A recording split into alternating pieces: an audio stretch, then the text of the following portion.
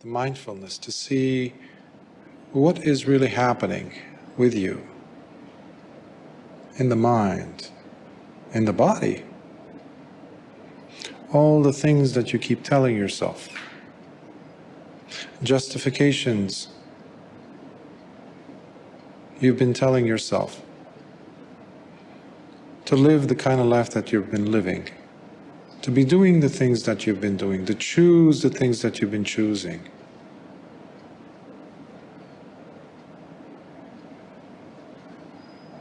But all these things have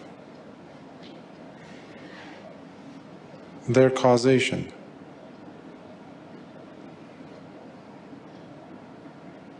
If something's happening, there's a cause for it. Usually we're living in oblivion, we don't know. And oftentimes we do not care to know, because it takes effort. Sometimes the most menial, the most insignificant things seem more important than to be curious enough to see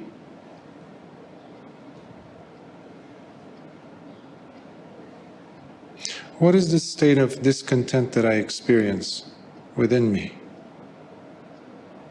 Why do I keep thinking the same thoughts? And then complain to myself or to the world that I am experiencing these things.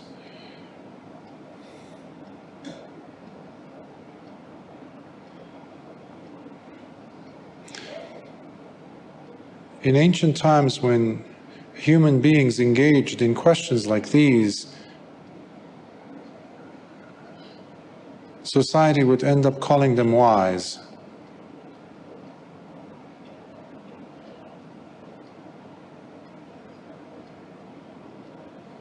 There's nothing wrong with being wise in this day and age. In fact, it's a good thing. It's a necessary thing.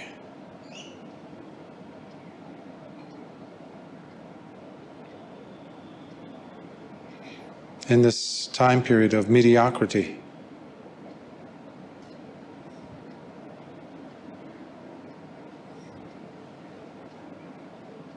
but the Dhamma allows us to break through that,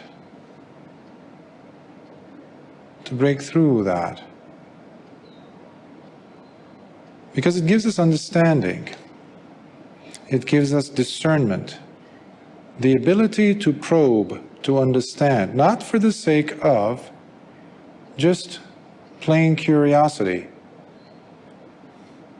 which adds more chit-chat in the mind, but to make room for serenity of mind, collectedness of mind that we call samadhi. Without samadhi, there cannot be nibbana. Without samadhi, there cannot be breaking through ignorance. Samadhi is not old-fashioned, it's not passé, it's not antiquated. It is absolutely necessary in this day and age, because the human brain has lost its ability to maintain its attention on things for more than a few seconds. That is terrible.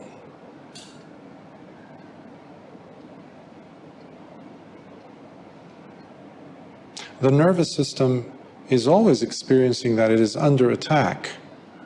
Always.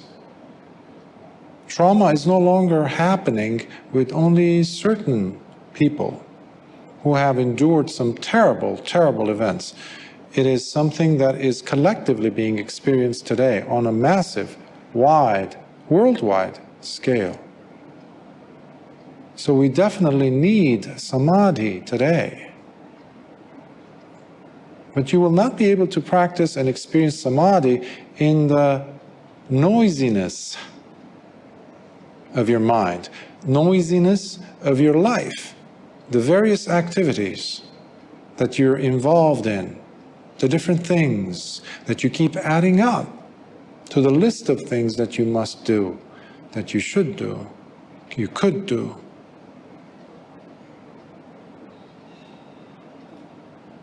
At the base of this noisiness are what Lord Buddha called the asavas. Asavas. Asavas have been translated in different ways in English: influx, inflow, outflow, cankers.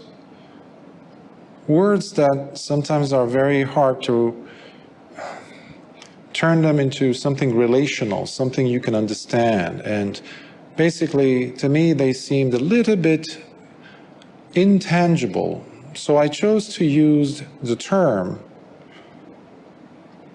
mental contaminants, because they contaminate the stability of the mind. They shake you up, they bring you down, they destroy whatever serenity that you have going for you. They make things dirty, corrupt, pollute. But only a mind that is able to actually know samadhi can be able to see asavas the way they are. Otherwise, for an average putujjana, an unevolved, ordinary human being,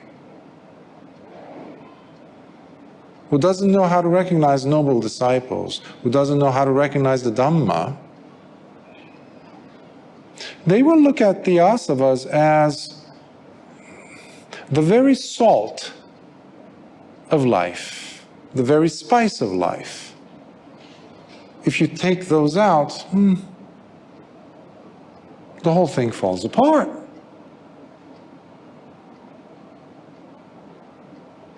Only a mind that is able to pull itself away and out of the commotion that's going on and that is being promulgated, encouraged into today's society, only such a mind is able to see this.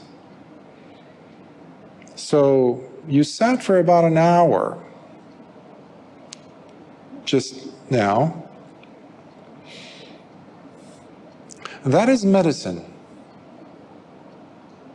A medicine that your mind needs, your life needs. Literally, your metabolism changes. You allow your heart to rest, your mind to rest, your central nervous system to kind of come to a baseline of functionality instead of always being on the run.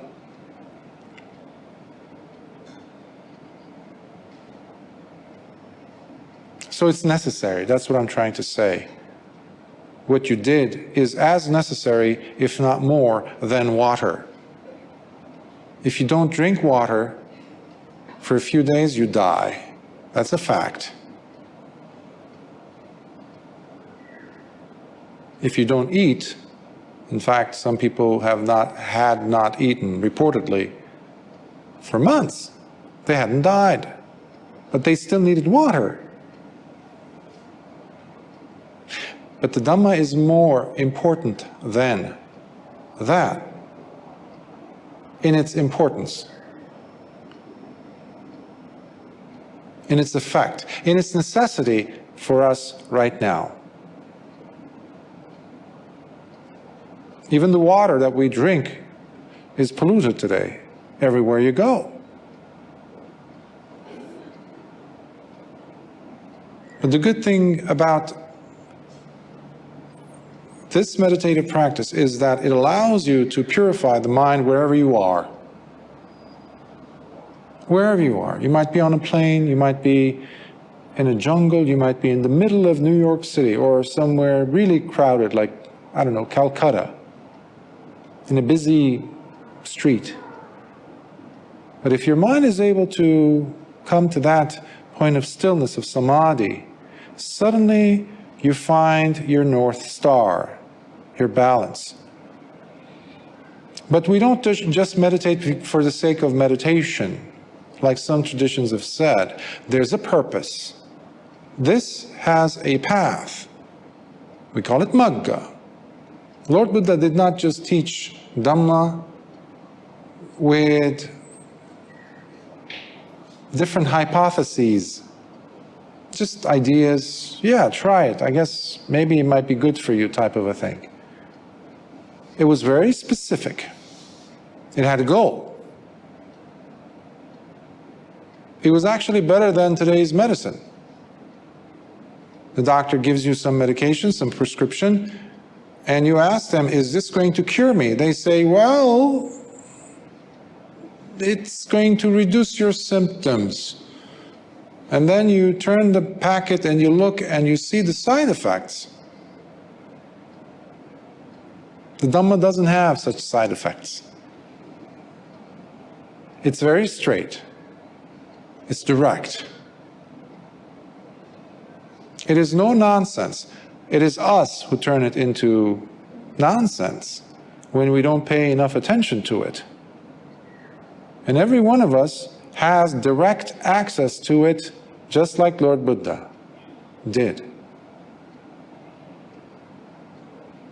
So today's sutta is a very well-known sutta among practitioners, and it is the Sabbasava Sutta,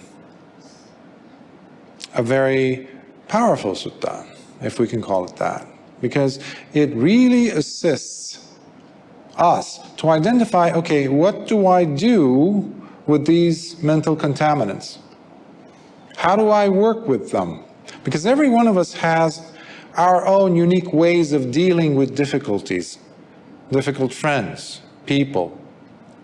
We deal with different situations in different manners. And if it's going, it's fine. Like when you get an electrical equipment, some tool that comes with a manual, how many of us really reads the manual, especially if it's a thick one? I've never read them personally, and I don't know of anyone who has, unless they are engineers and it's about their thing that they need to, it's a big engine, a motor or something. But what do? We need to use it. What do? We start going at it. We start moving the parts, this and that, and if it works, okay, it's good. I'm figuring it out. The suttas are there to help us not to just blindly go ahead and try to figure things out. Groping in the dark. Okay, that was the light switch. Oop, that was the dog's ear. Okay, that's... No. We work with our eyes open when we're dealing with the Dhamma, when we're working through the Dhamma. There is no guesswork. There's no stuff in there that get us lost. If anything, every sutta pretty much helps us to kind of tweak our trajectory, slowly, slowly, just nudging, nudging, nudging, nudging, nudging, nudging, until you find yourself into your lane. And you lock on. You lock on. That's why we meditate. That's why we practice sila. That's why we practice samadhi. That's why we practice bhavana. To get us to panya. Panya is the wisdom, the discernment, which every one of us needs if you want to stop suffering. The worst kind of suffering, the one that happens in your mind, the one that you have to deal with if you're born, the one you feel in your heart, and always, always end up blaming the world for it. Your body, your height, your weight, your in-laws, the world, the climate. There's always some war going on.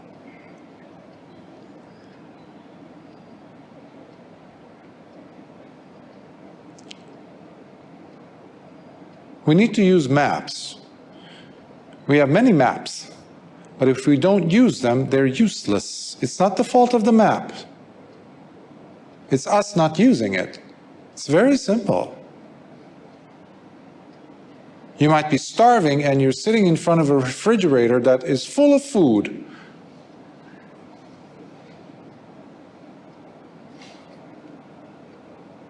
You're going to starve unless you reach in and try to get something from there to eat. The examples are countless. And we laugh and we giggle at how simple it is, how simple of a solution it is, but when it comes down to practicing something as basic as sila, we say, well, not this time. This time it's okay.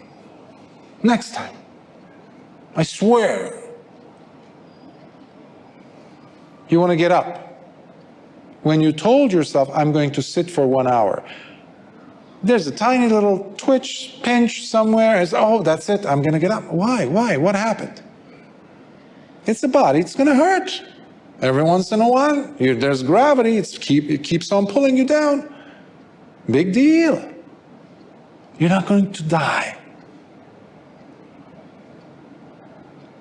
So all these come from the main culprits. If you want to look at the bottom of it all, we talk about the kileshas, defilements. We talk about the hindrances. You guys know about the hindrances, those of you who are on retreat. They're always here, around you. Always, always on the attack. Meanwhile, they are the best teachers also, if you know how to negotiate with them. But if you look at all this dirt you have to work through, at the bottom, we have these three asavas. Kamasava, bhavasava, avijjasava. Later on, commentators explained or added ditthiyasava.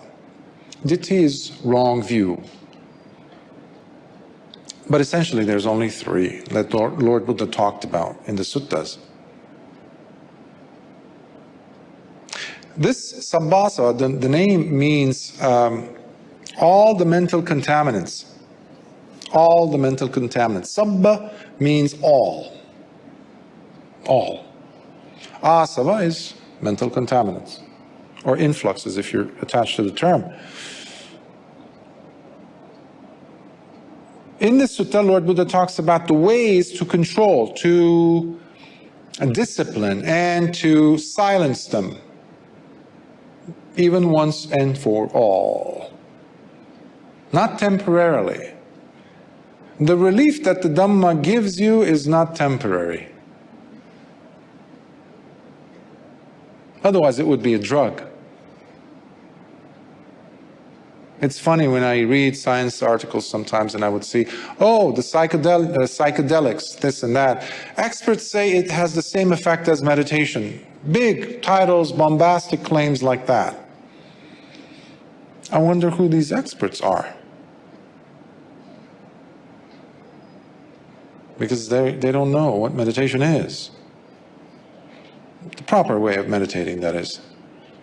If you practice this path, unlike any other teaching out there, it is superlative because it delivers you to the final graduation ceremony, which is arahantship.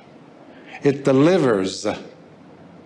It's not an open-ended, it could be anything type of a thing. You complete the task. You are not the same person as you were. So it's not temporary. The relief you get is not temporary. But you don't have to trust anyone's words. This is not a blind faith-based practice. That's why I hesitate to say religion, because it's a practice.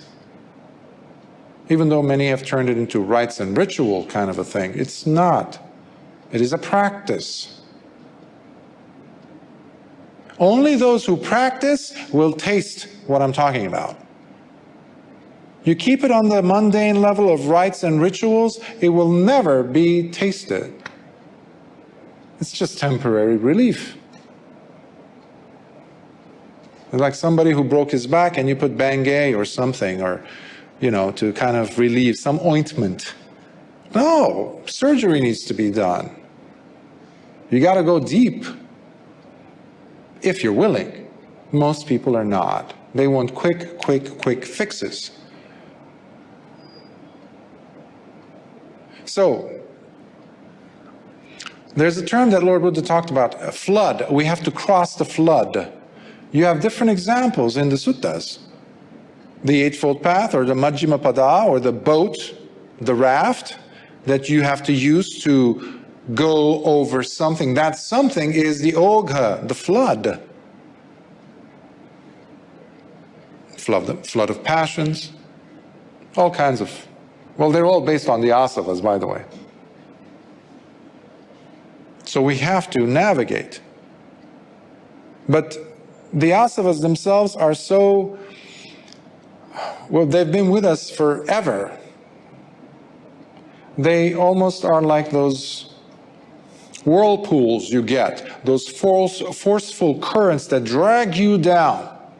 And you think, oh, this must be Mara, this must be something from outside or something that I don't have control over. No, you just don't have sati to see what's really going on. Those are the asavas. They make things complicated because they've been with you forever. Now you have to develop the patience to actually understand this, to see this, to observe this. That's why Lord Buddha insisted on sati sampajanya, full alertness. Everything, the way you move your fingers right now, if you're moving your fingers, observe. Don't write a thesis on it, just observe. Is there a correlation with the mind? Why do I need to move it? Or if you're feeling like blasé or kind of off,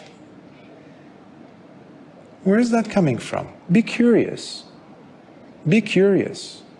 Satipatthana, basically, the way you can simplify it is be curious. If you don't want to read books and books and books on Satipatthana, just use the words, be curious. About what? Your body, your feelings, your mind, your mental states, and all the different mind objects that keep floating around, including the facts of life, phenomena, anicca, transitoriness of life, the impermanence of life, things you see around you, how sounds are carried, how sights move you in a good way, bad way, neutral. All these things require you to be curious. Otherwise, you will never have known. Lord Buddha would have never been able to figure it out. That's why you need sati. You need to practice meditation, not to achieve some trance-like state where you become like a zombie for a few minutes and hours and then come out and you're the same lousy person. Nothing's changed. This is about change. This path is all about change. And it's very real. It's very real. Lord Buddha was a realist. And his teaching reflects that. That's why you see Lord Buddha says, he who sees me sees the Dhamma. He who sees the Dhamma sees me. Self-explanatory as to the kind of teaching he taught.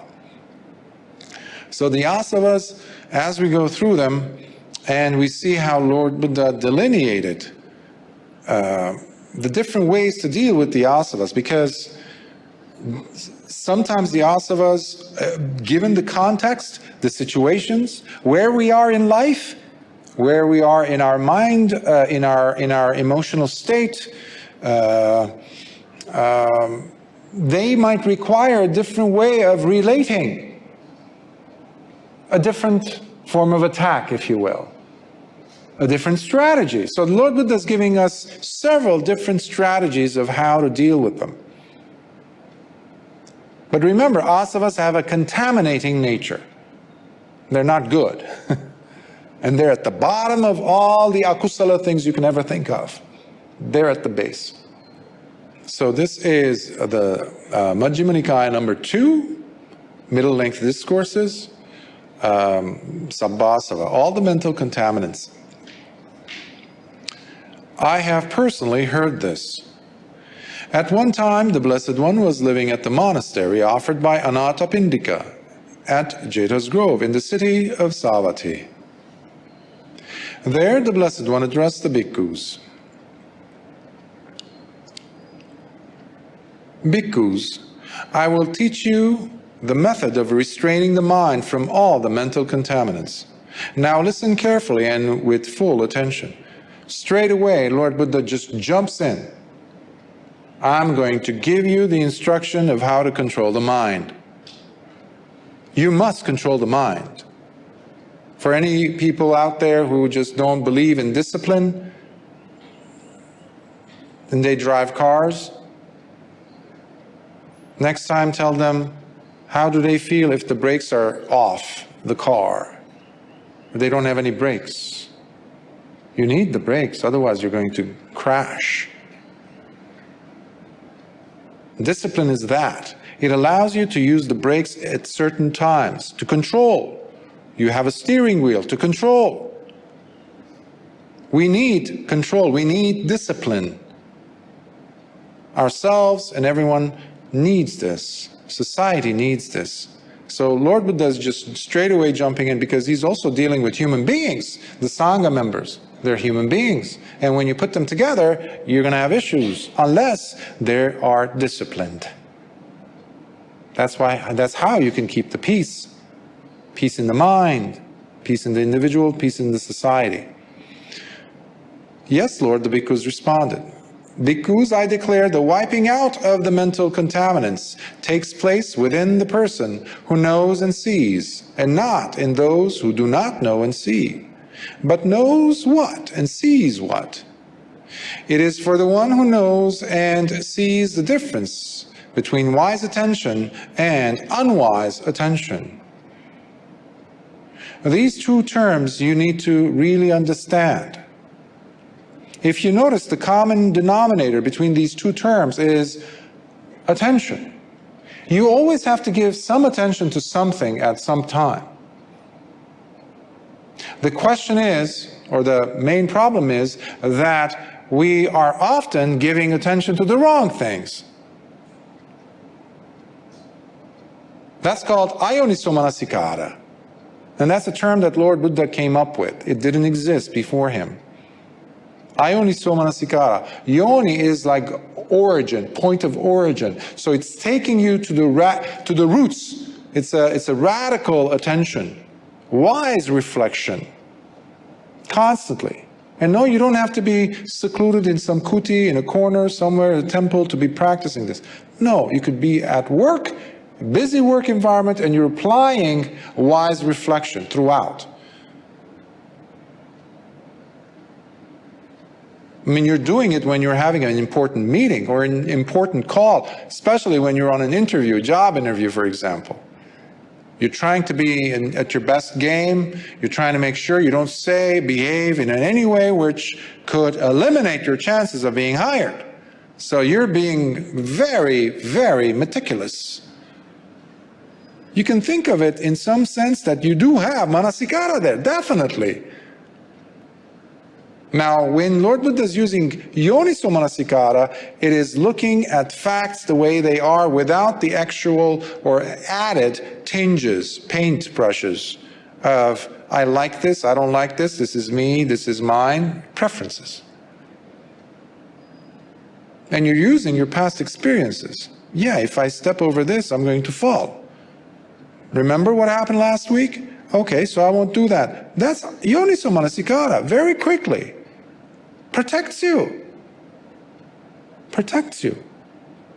When you control the mind, you're protecting yourself. When you practice sila, you're controlling your mind. What are you doing? You're protecting yourself when you're practicing sila. Not just you, you're protecting everyone else around you. People are not afraid of you, that you're going to go crazy and kill everyone if you're angry, because you take precepts.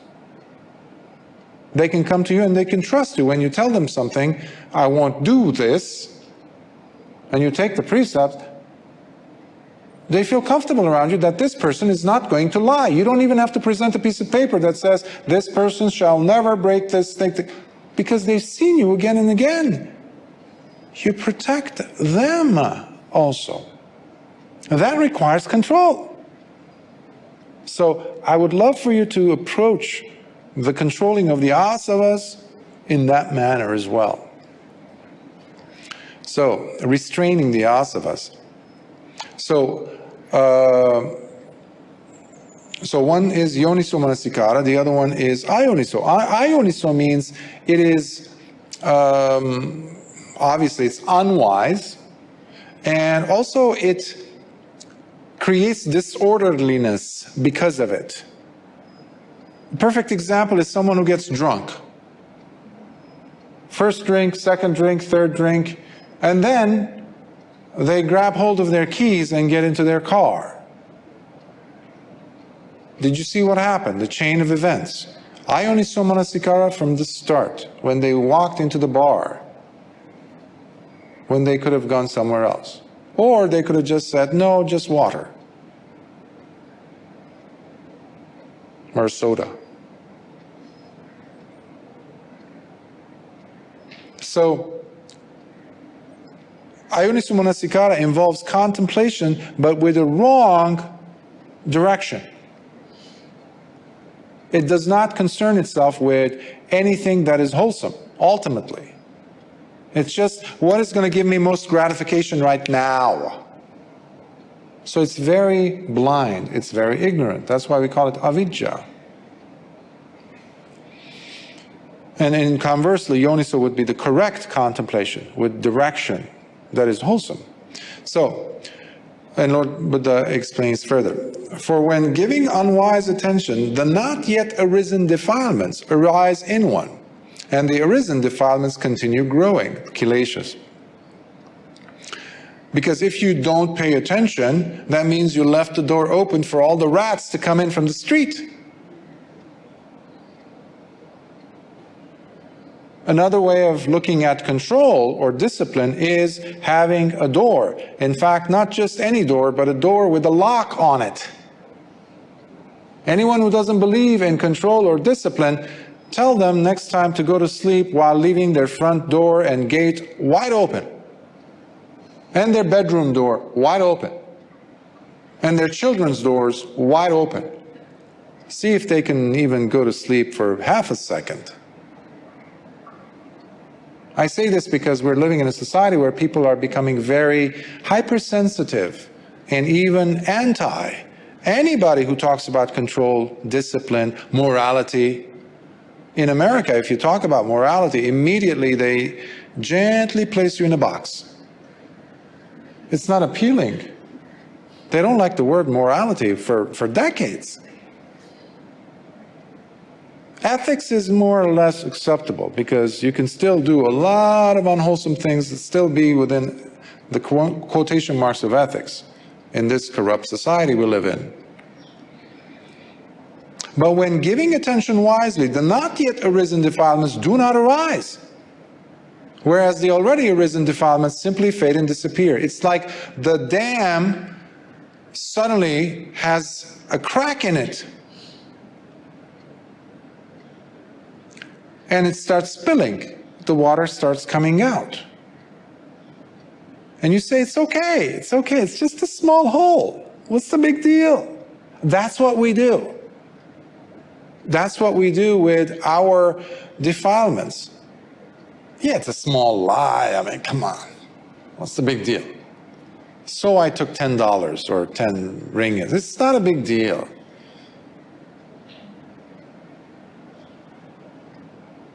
It is. And that becomes, the small lie becomes another lie, and another lie. And it's a snowball, right? Now you're going to cover the other lie with a new lie. And another lie to cover that one.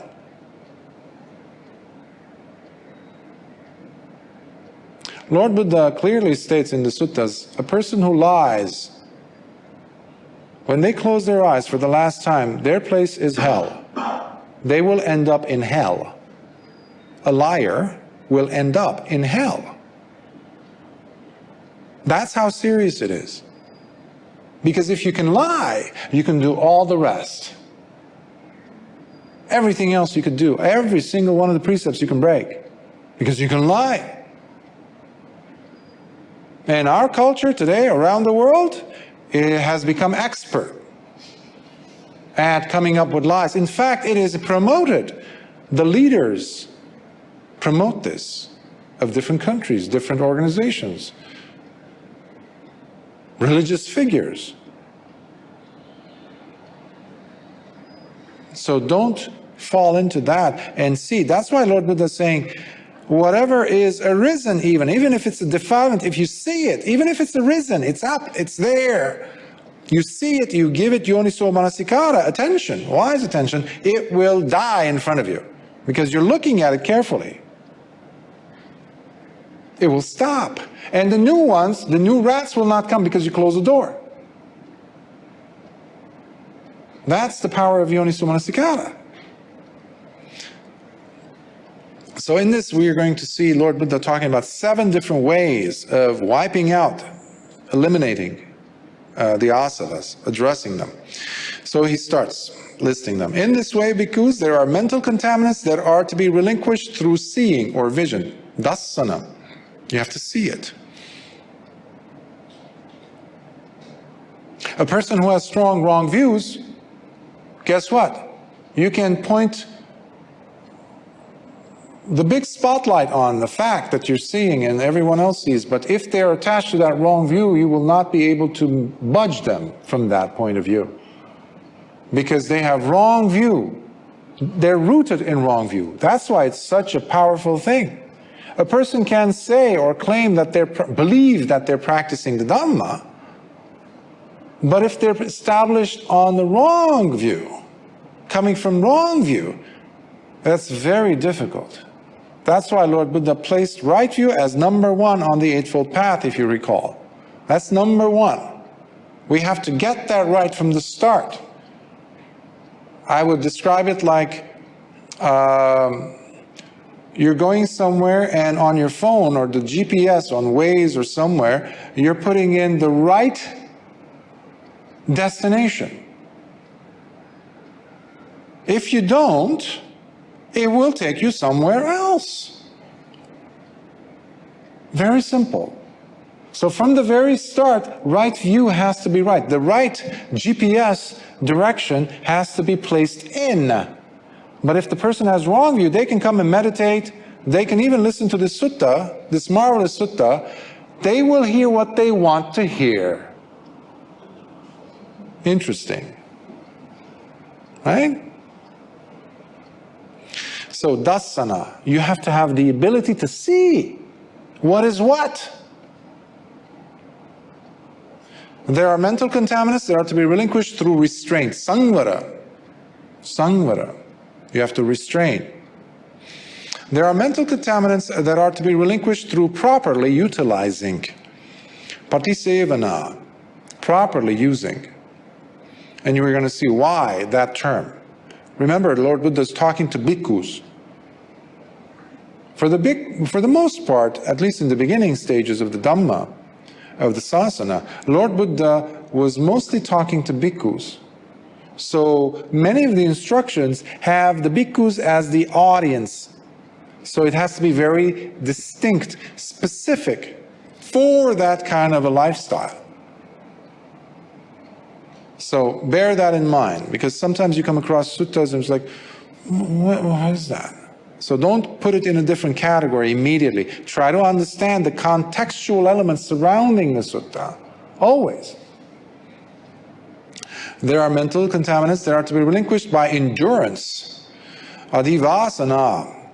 There are mental contaminants that are to be relinquished through avoidance. Parivajjana. There are mental contaminants that are to be relinquished through uprooting or dispelling. Vinodana. And there are mental contaminants that are to be relinquished by cultivating. Bhavana. So now after, he's such a teacher. He's just incredible teacher. He explains it briefly in a paragraph. It's very brief, but you get the idea what he's talking about, the classifications. And then he says, okay, now let's go one after the other. Let's open and unfold this. Here we go. And what bhikkhus are the mental contaminants that should be relinquished through seeing? Dassana pahatabba. Pahatabba is the relinquishment, the wiping out. of the asava. In this case, dasana, by seeing. Bhikkhus, here you may think of a common unevolved person, putujjana, who is unable to recognize the noble ones, someone who is unintelligent, neither disciplined nor learned in the Dhamma of the superior beings. Someone who does not know nor able to discriminate between the thoughts that should be given attention to and the thoughts that are unfit for attention. Not every thought deserves your attention. Not every internal monologue deserves your attention. Not every feeling deserves your attention, no matter how many decades you spent validating it, putting it on its golden throne in your mind, saying this is untouchable, this is a fact. No, it's not. Be able to question. Understand, is this fit or is this unfit? In this way, he goes on thinking thoughts that are unfit and should not be given attention to, while neither appreciating nor giving attention to those thoughts that deserve attention.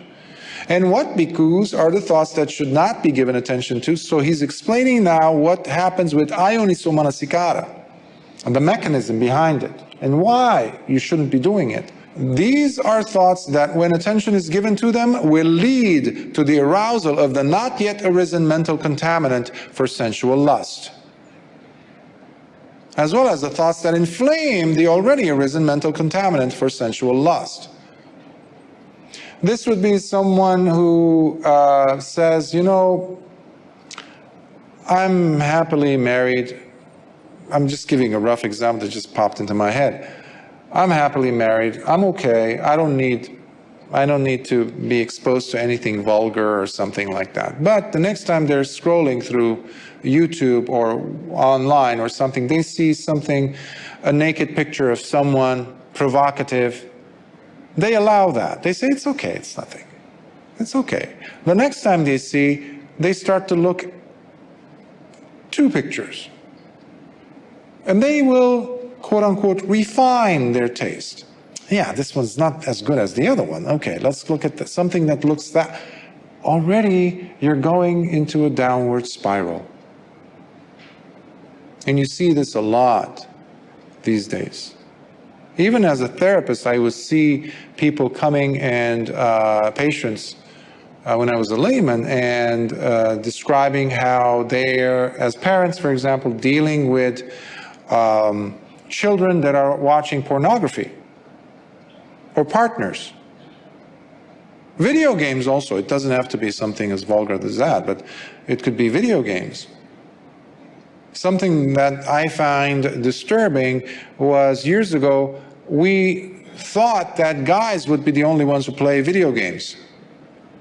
And kids, mostly. And the first information, or the first cases came in where you were seeing guys, people, men in their 30s, 40s, 50s playing video games. But the startling fact was you were also seeing women of the same age group doing it.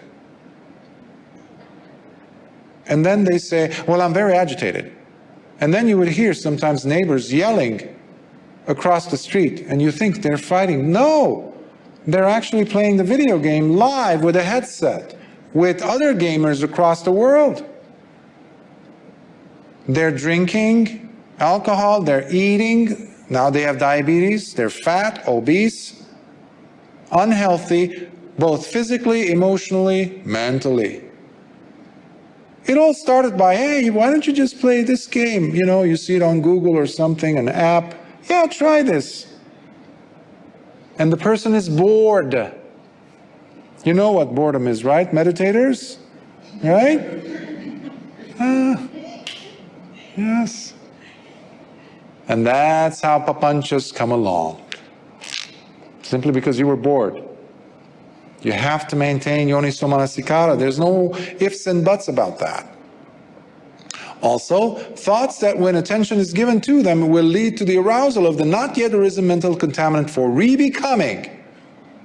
Rebecoming is almost, you can think of it as craving. Because yeah, this was good, but let me try that one. Let me try that one.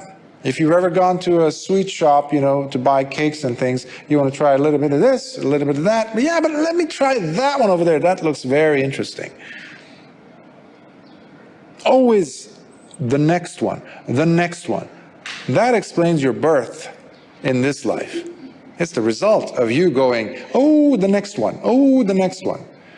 You go to an elderly home or nursing home or the hospital when people are dying, you just go and look in their eyes, and there's so much greed for the next one, for the next one. Yeah. When my father was very, very, sick, I looked at him and I said, and I wanted to help, of course, as a son, and said, Dad, if I had the ability, I would give you my body. For a millisecond, I could see in his eyes, he went, yeah. And I had asked him that question about 5 or 7 years earlier when he was much healthier at his house. And I asked him, what would you do, Dad, if I had some abilities, let's say, some magic happened and you and I switched bodies? And his eyes just opened. It's like, whoa, all the things that I would do. And he said certain things. The sensual lust came out. Because he was a handsome man when he was young. He was an artist, all these things. So he had lived a full life. But he still had the same zest. And he was nearing his 80s. Re-becoming. That's what you are always seeing when the person is dying. How many times have you seen a person says, you know what, this is it. I don't want to come back again. I've never heard that. I'd like to get a body that's healthy. Or, again and again and again and again. And that is ignorance. That means that the person doesn't have wise attention. Yoniso manasikara is absent completely. So, as well as the thoughts that intensify the already arisen mental contaminant for rebecoming. Similarly, thoughts that when attention is given to them, it will lead to the arousal of the not yet arisen mental contaminant for ignorance, as well as the thoughts that proliferate the already arisen mental contaminant for ignorance. A best example of that is something like a person stands and even a drug addict, you look at them, or homeless individuals you would see on the streets of the United States or any part of the world for that matter.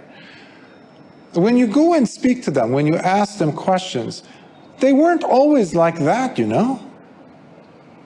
They had a home, they had a life, they were in relationships, they were cared for by others, but then something happened where they said, yeah, it's okay. And then it was another, yeah, it's okay.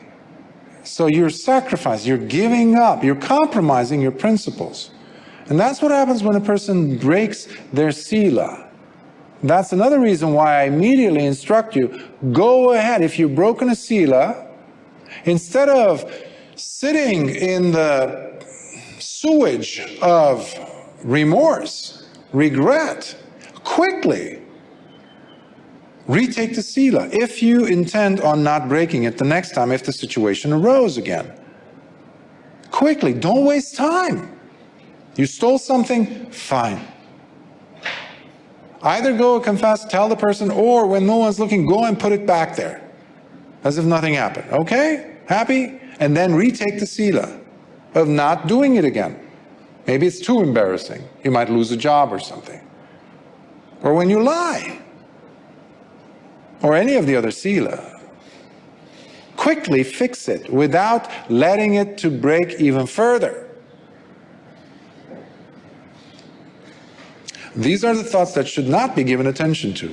And what bhikkhus are the thoughts that should be given attention to? Now we're seeing the yoniso part. Lord Buddha is explaining. He's always going to tell you, there's this and there's that. And if this is the healthier one, he's going to explain why.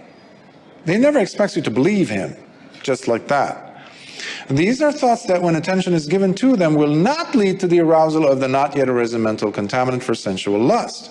And because it's a long sutta, I'm just going to, because it's a repeat of each of these segments for the different asavas, so I will explain it. I will read those sections. Also, thoughts that when attention is given to them will not lead to the arousal of the not yet arisen mental contaminant for re-becoming.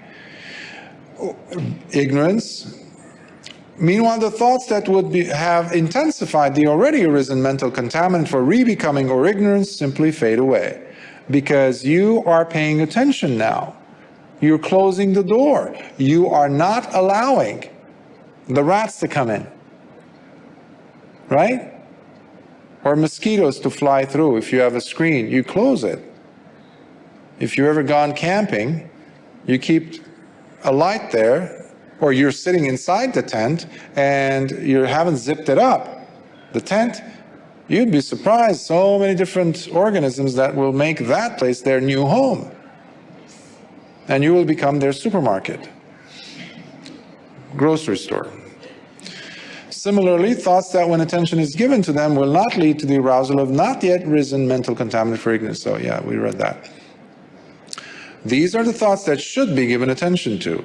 But as a result of giving unwise attention to the thoughts that should not be thought, while not giving wise attention to thoughts that should be thought, the not yet arisen mental contaminants will continue to sprout and grow.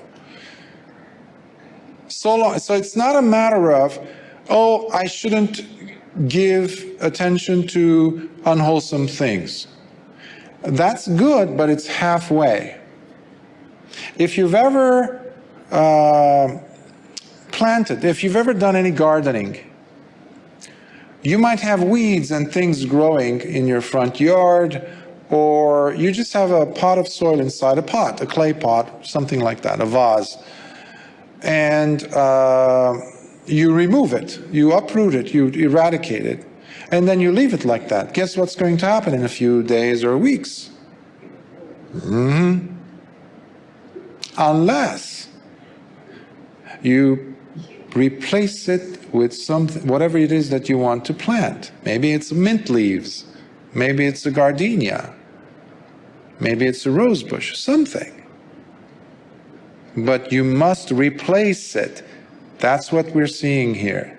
It's not enough to not have ayoniso manasikara, but you need to have yoniso manasikara towards the correct things, the thoughts that will enhance your life. Because the person who is looking at, let's say, vulgar images or porn or something like, or playing video games, if you remove that, that's a big problem of the addiction programs that they run, the rehab programs. They never substitute it with something wholesome. We have the 12-step program, which became famous in the 50s, 60s until now in the US and the rest of the world. Alcoholics Anonymous, that's how it started. Well, in it, it's a 12-step program, and in it they believe in a divine power to come and somehow assist the person so that next time they're weak, they will rely on this non-present entity. And you might have a strong faith, you might be able to pull it off a few times. But if your addiction is very, very strong, good luck. Because what happens is they fall face down, this time harder. They will not drink just one bottle now. They will drink 2 or 3. And they will have, well, they need a new liver. So you need to substitute it with something wholesome. So it's not a passive, that's what I keep telling you. It's not a passive affair, the Dhamma. It's a practice, but you have to remove the bad and you need to put the good in, basically. You need to remove the akusala and place it with kusala. So when you're practicing sila, what are you doing else in addition to that? I'm teaching you metta. What is metta? You're filling up yourself with loving kindness. You're healing. You're forgiving yourself. Next, what are you doing? You're sharing that metta with another human being. Ah, no wonder Lord Buddha taught metta hundreds and hundreds of times in the suttas. Makes you wonder, doesn't it? So, and such a person will go on, this is the person who is using unwise attention. Such a person will go on reflecting as he thinks unwisely in this manner. Was I in the past or wasn't I in the past? And these are people that call themselves philosophers, usually. You know, they sit in cafes and smoke cigars, look intelligent, wear black, maybe turtlenecks. You know, you see them in the 19th century images, paintings, you know, very famous people we have in the West. I mean, we worship them, basically. Not just in the West, of course. Who was I in the past? How was I in the past? That's a good one. Sometimes people come and say, Bhante, can you tell me who was I in the past? Do you know who you are now? How much fun are you now? Why would we be interested in who you were back then, if this is what we're dealing with? Will I exist in the future? That's another one. You have entire branches of the Dhamma, Buddhism, dedicated to this. Oh, I want to be born in the Western paradise. Do you know about the Eastern paradise? Why West? Why not Northern? These are all later additions. Nonsense. Nonsense. People just wanted to make money, collect money from the faithful who did not want to practice. They themselves didn't practice, and people just were paying money. You're building castles instead of temples with the money that you're generating. You still have them. You have them now, especially in Asia. Right? You know them. Because of this quest. I know someone who does past life regression type of therapy, hypnotherapy. Her business suddenly started booming when she came to Asia. She's never gone out of work. She's so famous now because everybody's dying to know who they were before they died. Think about that. That's a person with wrong view. Well, will I be in the future? How would I be in the future? And by having become what, who will I become in the future? All about asmimana. It's the conceit I am. That's what we're dealing with. This is me, this is mine, this is who I am, this is myself. That's what you're dealing with. That is why it is one of the hardest things to uproot from a person, because this is what we call wrong view. The person can go and get 2 or 3 PhDs in the Dhamma, okay, Buddhism. And they can sit down and talk to you about wrong view forever. While they're in wrong view, in the sewage of wrong view, talking to you about wrong view. So, it's very difficult to see these things. Or uncertainties about the present arise in him. Am I existing now? Or am I not? You have philosophers today.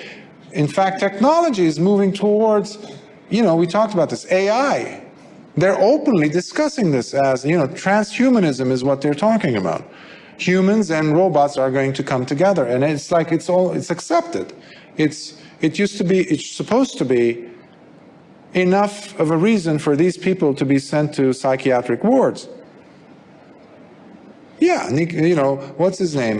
Tesla, a guy, Elon Musk, is pushing for people to have chips implanted in their heads. I wonder if he's okay with having that be done to one of his daughters, or his boys, as he watches the operation. Would he be okay with that? I'm just curious. So there's such a lack of humanity in people.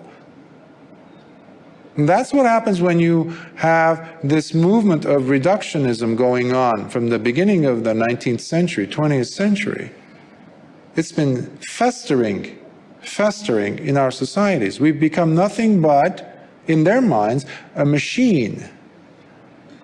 That's why they're thinking openly, oh, a human being is no better than a robot. Some years ago, Garry Kasparov, who was known as the top chess player, they put him in front of Deep Blue, which was a robot, IBM, to play. The first time he didn't win, the machine. Next time, the following time, the machine learned. Oh, so the machine is better than us. Immediately, that's what the stupid brain thinks. Oh, they're better than us, so we are less. Well, how did the machine even get started? Who put the information in the machine? Who programmed it? Who put the algorithms in the robot? We don't think about these things. It's all ayoni somanasikara. Lord Buddha talked about this 2,600 years ago. And we're seeing now in full bloom, sadly. How was it that I am? Where did this being come from to get here, and where is it going? That's another thing. Bhikkhus, for someone thinking unwisely in this matter, one of the 6 wrong views arises. He ponders and gets established in the view, I am because I have a self. I absolutely exist. Or he ponders and gets established in the view, I have no self, therefore my existence is not absolute. I remember there was a very famous philosopher who made a big name for himself, Christopher Hitchens, a British philosopher. He was an atheist and all, you know, anything that had to do with the other, the supramundane, he would question it, and he was very good at rhetoric, argumentation. To his last days, he was like, you know, I have no self, I have no self. That's, by the way, that also opens you up to the animal realm for your next birth. If you have ignorance, earlier I was talking about lying. If you lie or steal, your place is hell. Okay? Know that. Not a maybe, no. There it is. You have a zip code waiting for you. In the case of a person who lives in ignorance or with wrong view, if you haven't done the lying and the killing and stealing, if you haven't done those, your place is nicely, comfortably prepared in the animal realm. Because the mind, that's what prepares it. Because you enjoy being in ignorance. Okay? And remember, we have hundreds of thousands and maybe millions of different types of animals we're dealing with. Some are far less intelligent than others. A dolphin is much smarter than, let's say, a cricket. Right? So that is, in case you're wondering what distinguishes, the ignorance or the unwillingness to learn, to probe, to understand, to apply wisdom, gets you prepared for an animal birth in your next life. So asking questions, healthy, good questions, helps us to not end up as animals. So it's a good thing to ask questions. Okay? Or he ponders and gets established in the view, thanks to having a self, I am able to know that I have a self. All wrong views. Or he ponders and gets established in the view, because I have a self, I am able to know that which does not have a self. Because I have a self, I can identify something that doesn't have a self. Or he ponders and gets established in the view, I am able to know that which has a self through the means of not having a self. So I don't have a self, but I'm able to identify someone who has a self. These were views in India at the time. Philosophical schools, legitimate schools in India. And you can actually see elements of that also in Greek philosophy. Or he ponders and gets established in the view, it is because I have a self that I am able to speak, feel, experience the results of both good and bad while in the various realms of existence. Therefore, this self of mine is both permanent and unchanging, and as such, it does not perish nor die, living forever eternally. That is the view of a Brahma. In fact, one time, Baka is a Brahma god. And he was looking at his domain, and he's a Maha-Brahma. And he's just mesmerized by his life because he's seen so many big bangs, so many existences come and go. He's like, look at me. I'm eternal. I am God. Wow. At that moment, Lord Buddha picks up his thought. Immediately he shows up. He says, Baka, you're neither eternal, nor are you... Do you have a self that is not going to be extinguished? This role that you have, this position. So, of course, Baka, because you become arrogant. So don't think that ignorance is only for individuals who are human. When you have that much prestige, power, long life, where your lifespan is in billions of years, in fact, longer than that, you start believing what you're seeing. Just like many of you believe the things that you're thinking when you're meditating or when you're living. So the same thing even for a Brahma god who believes that he is eternal, because other beings have come and gone, including lower devas. So how can you technically blame such a person? Unless there happens to be a Buddha. He was lucky to have a Buddha around. And Lord Buddha comes and teaches him a lesson. And Baka says, of course, I'm omniscient. I'm omnipresent. I know everything. He says, oh, you do, really? He says, okay, let's have a game here. You go ahead in this vast existences that you are the master of, go ahead and hide. Let's see if you can hide from me. He says, oh, that's not a problem at all. Disappears, Baka disappears. He goes at the bottom of some solar systems, one planet's oceans, deep, deep under in the sand, miles deep under the ocean floor. Lord Buddha says, what are you doing? I'm watching you. Catches him. He goes flying as a bird in another universe. He says, are you done fluttering around? I'm watching you. So he does this a few times and he gives up. And he says, okay, your turn. Let's see how you're going to do, and I will find you, he says. He says, okay. Lord Buddha disappears. Baka goes around every single nook and cranny in different existences. He's looking. Finally, he gives up. He says, okay, Gautama, where are you? Reveal yourself. He's back in his Brahma realm. He's like, where are you? Show yourself. I can't find you. And he says, Baka, look up.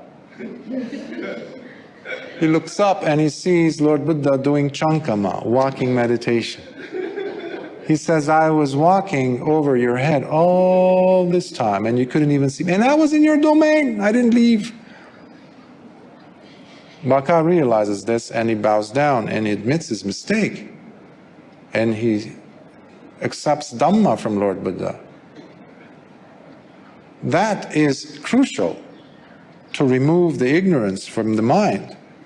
That's what meditation teaches us. Teaches us that we must relinquish our arrogance. That is a big problem. I see that a lot with meditators. In Dhamma circles, I see that so much. Whether it's a upasaka or in robes. The Dhamma has to be the supreme leader in one's heart. Nothing else. Not your ideas about the Dhamma, not your teacher, nothing. Bhikkhus, this is called having a speculative view, the jungle thicket of speculations, the barren wasteland of speculations, the trap of wrong views, the binding fetter of views. O bhikkhus, fettered by these views, the common unevolved person is not released from birth, old age and death, sorrow, not freed from wailing, depression, pain, and anguish. Therefore, he is not released from suffering, I say. On the other hand, bhikkhus, you may also think of a noble disciple who is able to recognize the noble ones, someone who is intelligent, being both disciplined and learned in the Dhamma of the superior beings, the Buddhas. Someone who does know and is able to discriminate between the thoughts that should be given attention to and the thoughts that are unfit for attention. In this way, he goes on abstaining from giving attention to thoughts that should not be given attention to, while appreciating and giving attention to those thoughts that deserve attention. One of the quickest ways that you can neutralize, pacify the mind when you have a thought that's running around you in your brain, ask this very simple question: how is this helping me now? Just ask. And like I used to tell my patients, because once I was running out of options with this one particular patient, because they were always coming up with a lot of mental jargon, like, yeah, but what about this? They had read a lot of things, but they're in misery. Okay, how about this? Just a simple thing that you can carry with you. Next time you're caught in this forest of, like, jungle of just unhappiness, ask yourself this thinking that I'm having, this speech that I'm having in my head, how is this helping me now? Ask yourself this. You can even mentally write it on your palm and put it in front of you. How is this helping me now? And put your hand next to your ear just to listen. And if you hear nothing but crickets, meaning that it's not helping you, don't follow that line of thought. But if you ask the question and there is plenty of answers, well, if I do this, my self-esteem is going to get better, or my stamina, or if I sit longer, or if I'm too attached to sleep, let's say, and now on this retreat I have to wake up at 5, and I don't want to, or I don't want to sit, what if I wake up at 4? Oh, that's blasphemy. No, let's try it. 4, why not? There are people who get up at 4, in fact, wake up at 3, some, bread makers, bakers.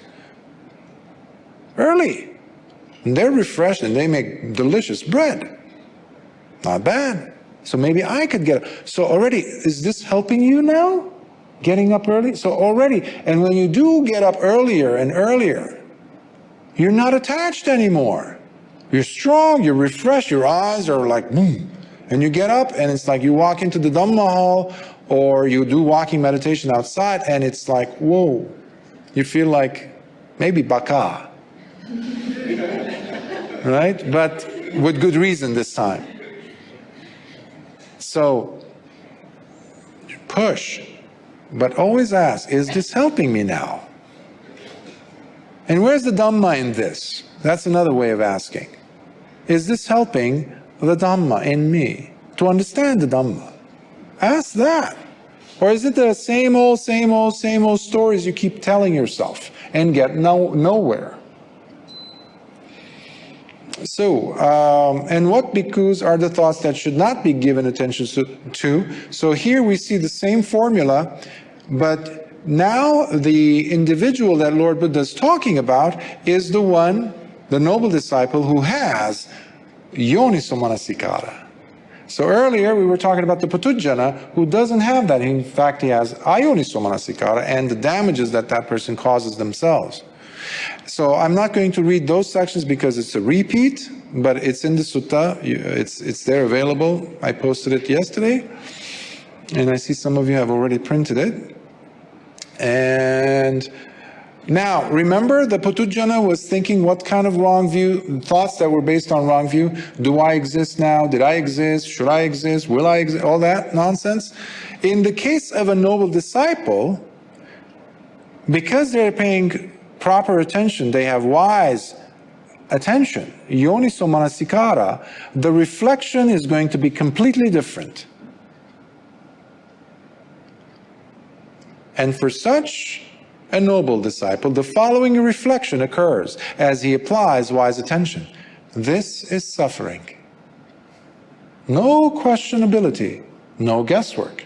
You identify if there is suffering or if there isn't. This is suffering. Applying his wise attention further, he reflects, this is the cause and reason for suffering. First noble truth, second noble truth. So the person feels if there's this pain, like ulcer-like pain in their gut, every time they walk into an office or somewhere, meet someone, they will not just hold that pain and feel miserable for the rest of the day. They will immediately ask, there's pain. Simple. Second question would be, why? Why is there pain? That's the second noble truth. Why is the pain arising? Reasonable, right? Continuing on applying his attention wisely, he reflects, this is the ending of suffering. Once you understand, every time I walk in, I realize that I've been doing the same job for 35 years. And I'm just here because of the money, or the PTO that I get, or the vacations that I get paid, or the medical insurance they gave me. Meanwhile, every single day of my life, I hated this job because I want to go and paint, for example, or I want to go sailing, or I want to learn how to weave, or be a tailor, or be a woodworker, carpenter. And they light up. Suddenly the pain is gone. That is Nirodha. Third noble truth. Poof. But it's not enough to have that realization. Now you need to apply the Magga, the steps necessary to get to that point of Nirodha fulfilled in your life. You have to take the right steps. Sit down and ask yourself, do I really need this job? Well, I have enough money. I don't have to be in this lousy job. I don't like the way the boss treats everyone. It's toxic. Now I see why. Already you apply right speech, at least with yourself. Right action means writing that resignation letter. Do you want to continue having ulcers or maybe cancer in a few days because of this? Life is too short. Maybe it's time for you to go sailing or start building that table you always wanted to carve, for example. And with further application of his wise attention, he reflects, this is the way to the ending of suffering. I already explained that. When he carefully and wisely thinks in this manner, 3 fetters come loose within him. 3 sangyojanas drop. They don't drop, they don't get a saw or a knife or a scissors. It drops. Because they're doing every other step correctly. And the fetters are expelled from his heart. The view of having an unchanging and substantial self, that's the first sangyojana, the first fetter, Sakkaya Ditthi. Doubts, second, Vichikicca, and the belief in rites and rituals, Silabbata Paramasa, as ways for liberating oneself, drop. And the person is never the same again. Such a person has right view because they have become a Sotapanna, basically. Because these are the mental contaminants that should be relinquished through seeing. So you see, through seeing, Dassana, the person can become a Sotapanna. We don't even have to go through the other 6 of the 7 ways of addressing the asavas, you see. If you're really wise and you have Yoniso Manasikara, you can already become a Sotapanna. If you apply this in your life, don't expect the Sotapatti to happen by the auspices of someone else, through the intermediation of someone else. It is the doorway, the key, the path is in your life already. You have the manual, you have the tools, you just have to do it. By taking Sila, Samadhi, Panya with you everywhere you go. It's nowhere else. No teacher is going to give you that. But you do have some major assets. The biggest one is your life. You're still alive. You're still looking at me. You have life. Do it. Don't waste time. That's why I insist, any Dhamma talk that doesn't have as its pinnacle Samvega, that is no Dhamma talk. That does not belong to the sasana. That has nothing to do with Lord Buddha's teaching.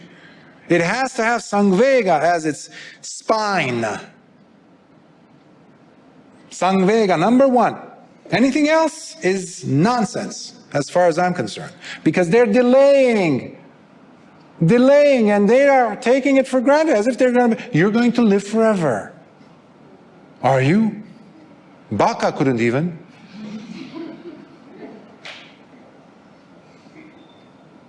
Now we get to the second one. And what bhikkhus are the mental contaminants that should be relinquished through restraint? Sangvara pahatabba. Here, bhikkhus, you may think of a bhikkhu who applies wise attention as he lives restrained in his eye faculty. Again, he's talking to bhikkhus. This is not just for bhikkhus. We have eyes, don't we? Every one of us. So apply this to where your eyes are looking at. Earlier I gave the example of someone scrolling through their phone and seeing some images or things. News is another one. People come and say, I feel negative, I feel so toxic. And I was like, yeah, what do you listen to? What do you watch? If you're on Facebook and always looking at the worst things that human beings can produce, what do you think is going to be doing to you? It's going to drag you down to that same frequency, level of disgust. And you're going to be having that in your body. For if one were to live unrestrained in their eye faculties, soon enough burning and unsettling desires would certainly arise within, causing him much distress and vexation, whereas none of these troublesome experiences could ever take place within the bhikkhu who lives with his eye faculty restrained. Now that doesn't mean that you need to walk around with like shutters in front of your eyes. That's why we have sati. That's why we have yoniso manasikara. You will see certain things. Years ago, I noticed, as a layman, I would notice the clothing attire in sports activities. Because I used to be a trainer years ago, and I would see at the gym, as I would train people, I would see people coming and going, and I would see, especially in the case of women, the clothing were getting scantier and like less and less and less and less and less and more flesh. And then I saw something similar to that while people were running outside on the streets. And the eyes, where do you think are they going to look? Why do you think they designed such outfits? And by the way, it's no longer women, of course. It's across the board. Why do they dress like that? Well, because they still have some clothing. Imagine everybody went naked. Would anyone look at each other, you think?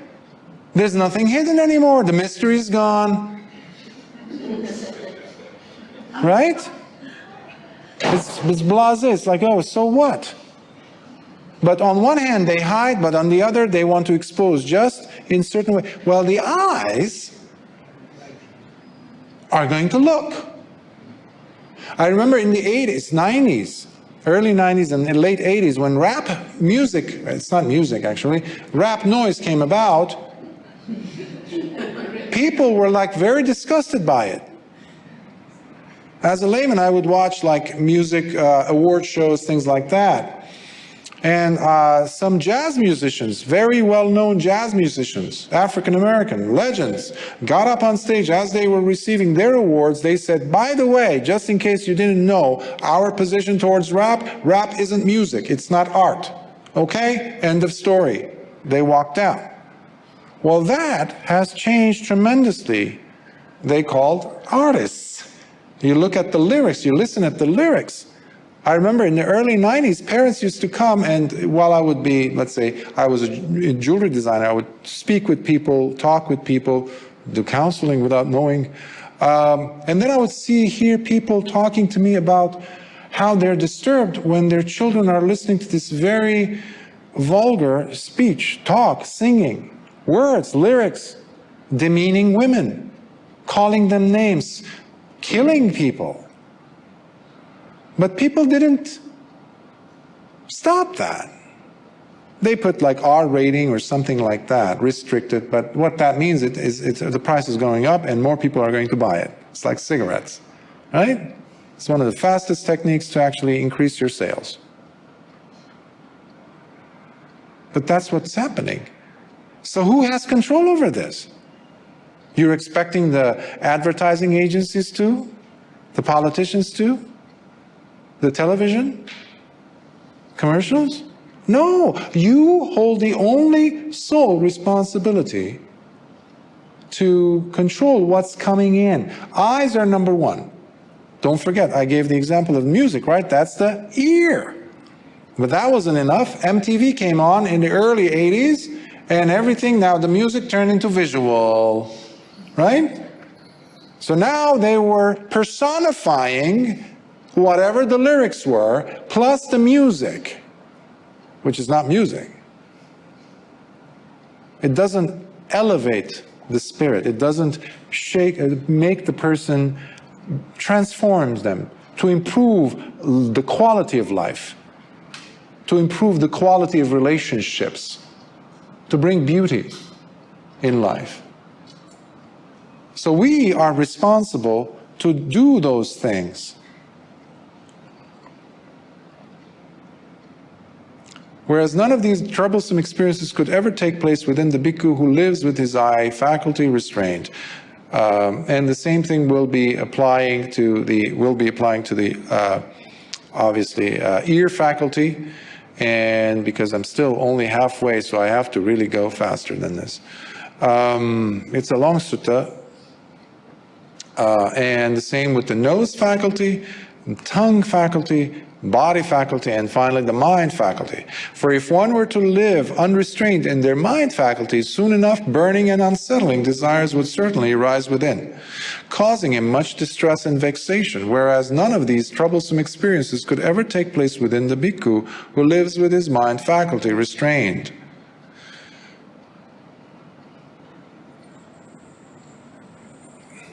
If you put yourself out there, expose yourself to different things that don't agree with your principles, that's going to be affecting you. One of the easiest things that we can do to stop us from being dragged down into negativity is to either completely not have a television at home, or at the very least stop listening or watching the news. Because 99, actually probably 100% now, of the news is negative. We carry the negativity with us in our relationships. So in the old days, when the parents would watch the news, and then let's say they're sitting to have the dinner with the children, they're going to be affected by what they saw. And usually it's bombastic, very heavy-duty imagery, things that will shake you at your roots. It has an emotional impact, and that comes from the basis of commercials that they discovered in the 19th century. You want to sell something, you have to make the person emotionally feel the need for it. That's the basis of capitalism, commercialism. But the same thing with the news. Once there was a newspaper, the person said, I'm going to make a newspaper that will only report on great and positive news. Nothing negative. Everybody, there was like suddenly 2,000 subscribers, and it was only talking about positive things in the small town. By the way, so-and-so helped this so-and-so neighbor with the garbage. So-and-so's car broke down and 2 other neighbors or this person came in and helped them. So things that are uplifting. And guess what happened within less than 6 months?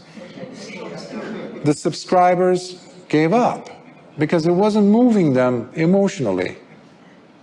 People want to be jolted. So if you want to be calm, practice samadhi properly, stop watching the news. Not just the news, I mean, not just TV, because we have TVs. The phone, this, what is that? So, yeah. And next we go to this. So, bhikkhus, these are the mental contaminants that should be relinquished through restraint. And what bhikkhus are the mental contaminants that should be relinquished through properly utilizing patisevana pahatabba? This is specifically targeting bhikkhus. Okay? Because it's all about properly utilizing, using properly. And specifically, you're going to see Lord Buddha's talking about the 4 requisites that we have. The alms food, the robes, the dwelling, and the medicine. You're not using any of these things for luxury, to hoard, to possess, add a collection. None of that.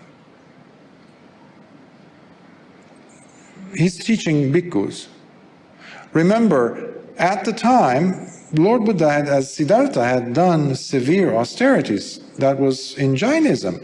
They would shun food, robes, the naked ascetics. Jainism. Nigantanatha Buddha's tradition. Sadhus in India, you still go, do you see them? So they were bad. They were looked at as bad things. Lord Buddha practiced that as Siddhartha. And he saw that that's far extreme.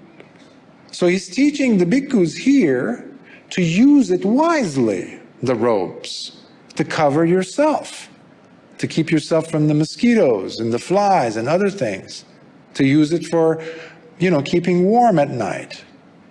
The same with food.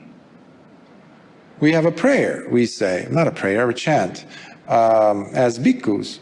After we do the blessings, we have to do our own check-in with the mind.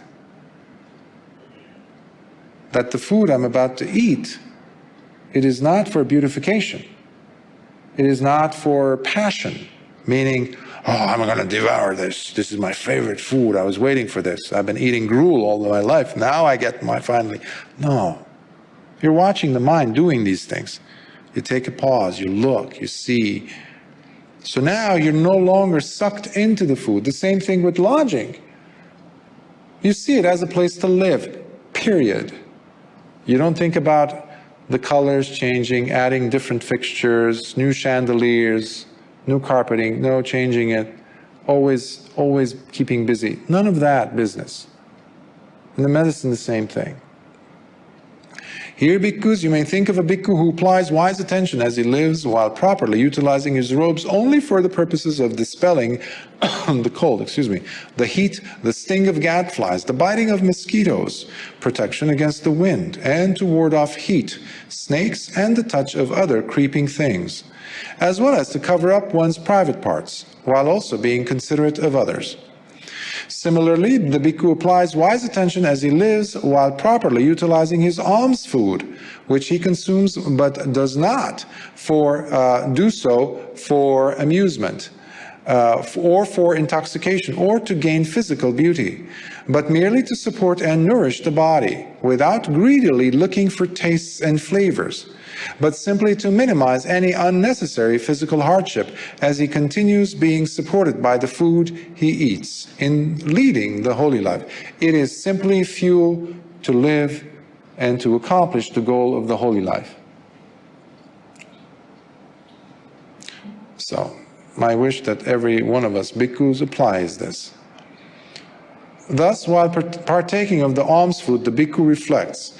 By giving up earlier feelings, this is our portion of the chant that we do. By giving up earlier feelings, may I no longer arouse new ones as I live a healthy life that remains blameless, thereby living with contentment and at peace. So, similarly, the bhikkhu applies wise attention as he lives while properly utilizing his dwelling place only for the purpose of dispelling the cold, the heat, the sting of gadflies, mosquitoes, the wind, and to ward off heat, snakes, and other creeping things, as well as to protect himself from rainstorms and rough weather, and for the purpose of practicing in seclusion. In seclusion, that is important for us, to seclude ourselves. So you might not even have walls. So what some bhikkhus do in the forest, if they don't have walls, they will take extra robes that they might have and hang them through ropes and make walls to cover themselves so people could not see. in case there might be some villagers or some passers-by, because some people might just come to pay respect. Ultimately, why do we do all these extra steps or rules?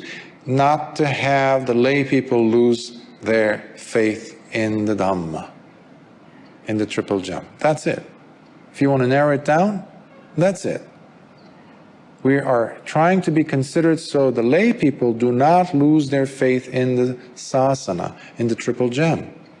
That's why we have to walk in a certain way, we have to talk in a certain way, we behave in a certain way. Grown men in society, especially today, we have to. That's the ideal. That's the intention of Lord Buddha establishing the bhikkhuhood in the first place. As a result, the mental contaminants that create agitation and imbalance for some other person who does not properly utilize his requisites thus simply do not occur for the bhikkhu who lives while properly utilizing. So, and what bhikkhus are the mental contaminants that should be relinquished by enduring adivasana, pahatabba? Here, bhikkhus, you may think of a bhikkhu who applies wise attention as he lives while patiently enduring the cold, the heat, the sting of gadflies, mosquitoes, the wind, and to ward off heat, snakes, and the touch of other creeping things, as well as being subjected to offensive remarks and hurtful comments by others, which are sooner or later going to come. He perseveres with tolerance any and all feelings that result from being harmed by unavoidable physical harm that he is exposed to, be they sharp, terrible, piercing, racking, torturing, mortifying, that could even end his life. As a result, the mental contaminants that create agitation and imbalance for some other person who does not patiently endure these difficult to bear experiences simply do not occur for the bhikkhu who lives while patiently enduring. If you're maintaining that patiently enduring attitude, these asavas will not take over. This person is still struggling. They might not still be an arahant, but you're still holding on to the reins, the steering wheel. You're not letting go. Because you let go, you're going to crash. Because there's so many reasons that you start questioning. You look at others, well, they have a better life than me. They have more resources than me. They have this, I don't have this. All these things start coming up. And then mana comes in. Not mara, mana. Conceit. Compare and contrast. Which is a poison to the mind, to the heart. And the bhikkhu might not disrobe, but go ahead and live a lifestyle that is unbecoming. Or they might disrobe, even though they had a good, solid intention to begin with. But they let go. They did not endure the difficulties. If you have a body, you're going to suffer, sooner or later. Take good care of it. Give it medicine, give it protection as best as you can. But ultimately, it's going to do what it's going to do. Because the key thing is to watch out for is the agitation in the mind, which is the opposite of what samadhi does. If you want to attain arahantship or just any calm state, the mind cannot be agitated. You can't. That's why you see in some retreats or some meditation practices, the person on the outside looks okay, calm, in fact, oh my God, he's a saint. That kind of an impression. But then something happens, an ant steps on their toe, and they lose it. They lose it. They get angry. They lust after things. Something is off there. Remember Vimansaka Sutta always. Go back to that sutta. Read it, listen to it. Bhikkhus, these are the mental contaminants that should be relinquished by enduring. And what bhikkhus are the mental contaminants that should be relinquished through avoiding? Parivajjana pahatabba. Here, bhikkhus, you may think of a bhikkhu who applies wise attention as he lives while avoiding a wild elephant, a wild horse, a wild bull, a wild dog, a serpent, an uneven road, a hedge of thorns, a pit, a precipice, the pool at the entrance of towns where men and women gather, a cesspit, So you will intentionally avoid things that will create disharmony, that will create agitation in the mind, either yours or someone else's. We have rules about, for example, as bhikkhus, not to be in the water splashing around. Like if you're in the water, in the pool or in the ocean or in the sea, how are you going to move around without splashing? Right? Unless, I mean, even a fish has to move. All right? But there was a reason for that. There's actually a number of splashes, as long as it's not for pleasure. Because there's a rule, and whatever rules were established, it was simply to protect. It was never done by Lord Buddha because he wanted to, like, yeah, go, more rules, more rules. No.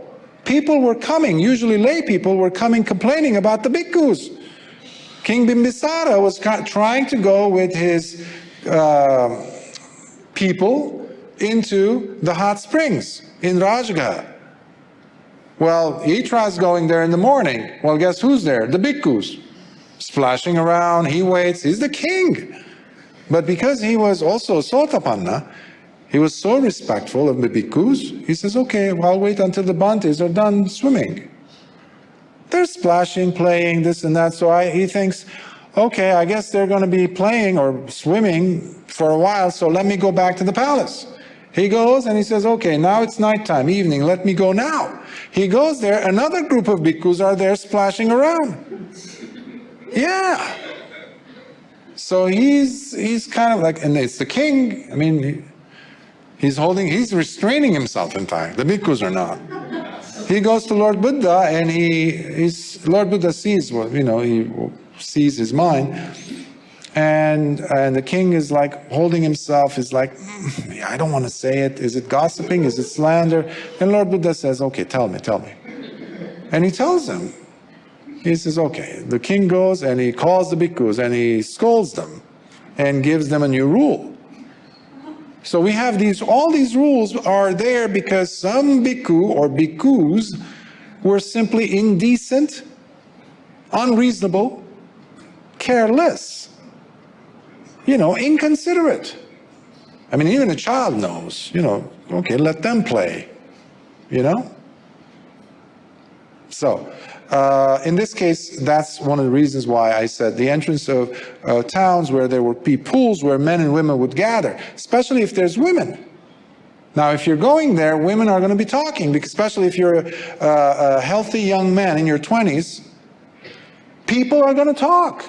They might not be talking about you, even, or giggle. They might not be giggling about you, but you heard those, and you're going to be thinking about them. And you're going to walk away, and you're going to go to your kuti after the pindapada, guess what you're thinking about? Or they might actually start thinking about you. Okay? Many bhikkhus in Thailand and other places were disrobed because they fell in love with one of the locals. Yeah. And they got married. So all of these things we have to be very considerate of. And no, you're not throwing yourself in harm's way. You're doing it responsibly.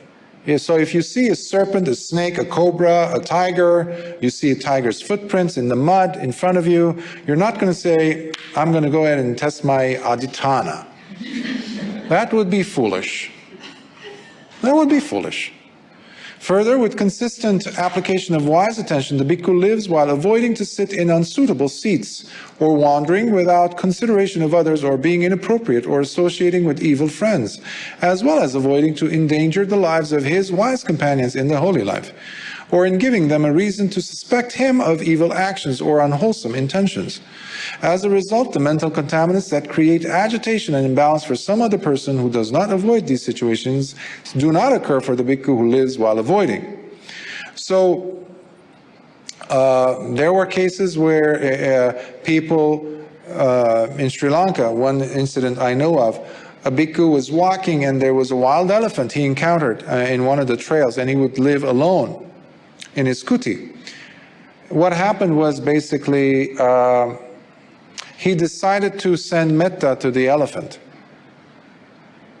The problem was that he was too close and he probably overestimated his skill level, because the wild elephant charged and stomped on him.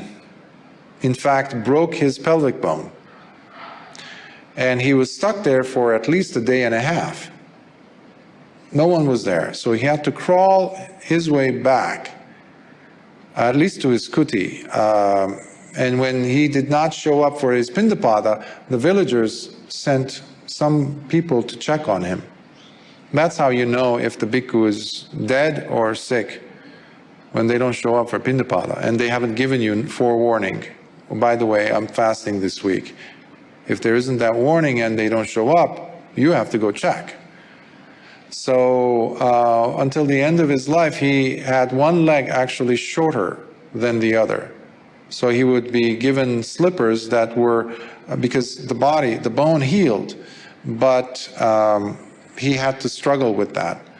So I don't know how the Venerable, what the situation was, but he was known to say that he tried sending metta to the animal.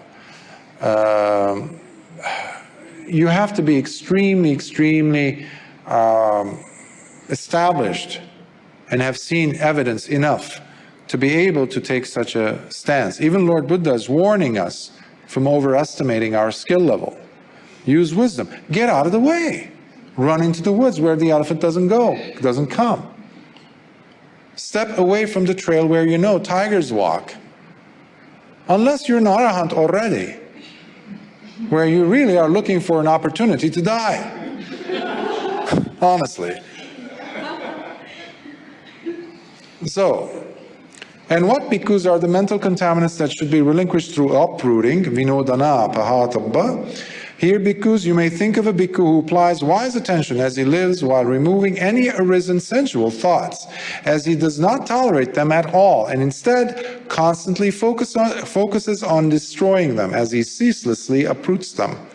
Further, with consistent radical reflection, or yoniso manasikara, the bhikkhu lives while removing any arisen hateful thoughts. So the first one was sensual thoughts. Next one is hateful. We're talking about vyapada, ill will.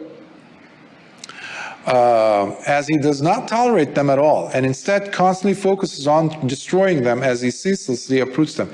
So if you feel some resentment, anger, even when you're sitting to meditate, on retreat, you're not immune from those feelings, right? And the anger might not be about, it might be about, usually about, it is, about some other meditator closing the door strongly or opening it too much, turning on the lights and snoring maybe, I don't know. All these things that happen, or bodily noises. There might be hatred or ill will towards that other person, but also be sensitive to notice if there's any hatred or harmful thoughts towards yourself. That's the big one, because you're now going to be suffocating that. Those become wounds, deep wounds. So that's why I want you to smile all the time and forgive yourself, okay? Always. Further, any consistent radical, further with consistent radical reflection, the bhikkhu lives while removing any arisen harmful thoughts, as he does not tolerate them at all and instead constantly focuses on destroying them as he ceaselessly uproots them. Further, with consistent radical reflection, the bhikkhu lives while removing any arisen evil and unwholesome thoughts, as he does not tolerate them at all, and instead, so this is the whole package, any kind of evil, unwholesome thought, constantly focuses on destroying them as he ceaselessly eradicates them. So you don't have a tolerance for the evil thoughts. You don't say, yeah, but you have a reason to hate this person. Okay, I'll keep this. No, they are all completely not tolerated. No matter how many excuses you might have. Yeah, but he killed my brother, my father. I should hate him. No. Deal with that hatred. Plus, you're only looking at this life. You don't know what your brother or father has done. This is not just it, you know. There's a bigger picture behind it. As a result, the mental contaminants that create agitation and imbalance for some other person who does not remove these negative states of mind simply do not occur for the bhikkhu who lives by ceaselessly uprooting them. Bhikkhus, these are the mental contaminants that should be relinquished through uprooting. And what bhikkhus are the mental contaminants that should be relinquished by cultivating? Bhavana pahatabba. Here, bhikkhus, you may think of a bhikkhu who applies wise attention as he lives while cultivating the awakening factor of mindfulness, supported by seclusion, dispassion, cessation, and maturing in full release. So here you're going to see Lord Buddha talking about the sambojjhangas or sattabojjhangas, 7 factors of awakening. When we hear cultivation, that is what we are talking about. It's impossible to experience, attain, get on the path to Nibbana without working and cultivating the 7 factors of awakening. It will not work. Even dana and sila will not work on their own. You must apply bojjhangas. Further, with consistent radical reflection, the bhikkhu lives while cultivating the awakening factor of investigation of states, supported by seclusion, dispassion, cessation, and maturing in full release. Further, with consistent radical reflection, the bhikkhu lives while cultivating the awakening factor of energy, awakening factor of joy, I'm abbreviating, awakening factor of joy, awakening factor of tranquility of mind, awakening factor of stability of the mind. Further, with consistent radical reflection, the bhikkhu lives while developing the awakening factor of equanimity of the mind, upekkha, supported by seclusion, fading away of passion, cessation, ending with the surrender into full release.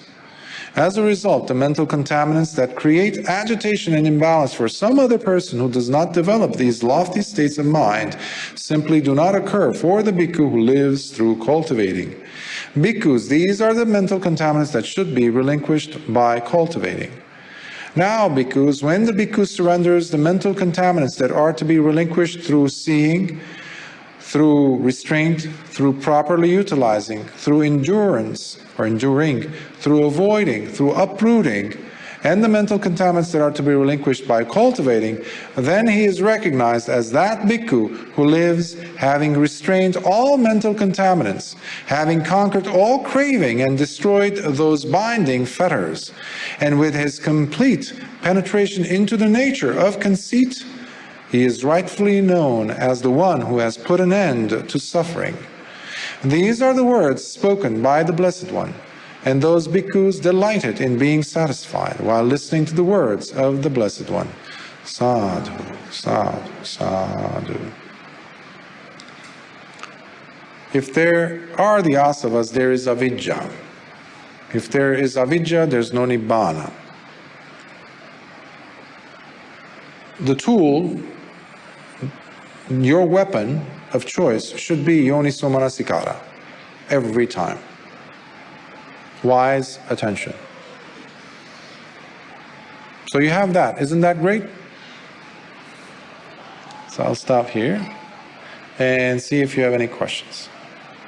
It's a wonderful sutta. It's loaded. I went, even though I took 2 hours almost, it easily could take 2 more. Easy. I was rushing. It's a wonderful sutta, and so I highly recommend you reading it, listening to it. I've recorded this some years ago, but not my translation fully. This is a complete retranslation of it. But still, there's the other one that I had recorded some years ago you could listen to, or just look at any of the versions online. There's so many versions, different websites and things. Thank you, Bhante. Lovely rendition of this discourse. In the Dasana, there is something which is always transferred as, in the seeing, there's only the seen. Somehow, in this statement, we are caught up with our likes and dislikes, our appreciation to interpret it the way we like to see it. So is this in the seeing, there's only the seen, suitable, or is it better to be neutral in the seeing, there's only a scene? Like it's just a scene. There's no interpretation to it. So this is one of the questions. And the other point which I like to ask you is about the sound of the birds chirping yesterday. We see anicca in it. As it arises, it fades.